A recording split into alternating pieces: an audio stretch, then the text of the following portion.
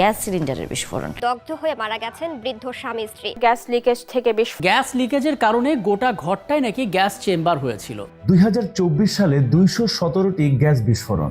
বাড়িতে আপনার বাচ্চা পরিবারকে নিরাপদে আছে? প্রায় প্রতিদিনই আমরা নিউজে দেখি গ্যাস সিলিন্ডার বিস্ফোরণে ভয়াবহ আগুন, মৃত্যু, আহত মানুষ। ভাবুন তো, যদি এটা একদিন আপনার ঘরেও ঘটে।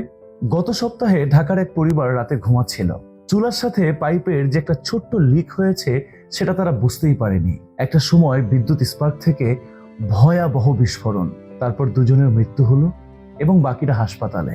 বাংলাদেশের আগুন নিয়ে এক জরিপে দেখা যায় 2024 সালে 217টি গ্যাস বিস্ফোরণ এবং এর 92% রান্নাঘরে, আর 70% ভুক্তভোগী নারী ও শিশু। কিন্তু একটি ছোট্ট ডিভাইস দিয়ে আপনি এই বিপদটি এড়াতে পারেন, গ্যাস ডিটেক্টর অ্যালার্ম। পৃথিবীর বিভিন্ন দেশে প্রায় প্রত্যেক পরিবারের রান্নাঘরে এই ডিভাইসটি ব্যবহার করা হয়। ঘরে যদি গ্যাস লিক হয় তাহলে এই ডিভাইসটি আপনার ঘরে উচ্চ স্বরে আওয়াজ করবে। আপনার রান্নাঘরে গ্যাস লিক হলে এটি সাথে সাথে অ্যালার্ম বাজিয়ে উঠবে এবং এলইডি লাইট জ্বলে উঠবে।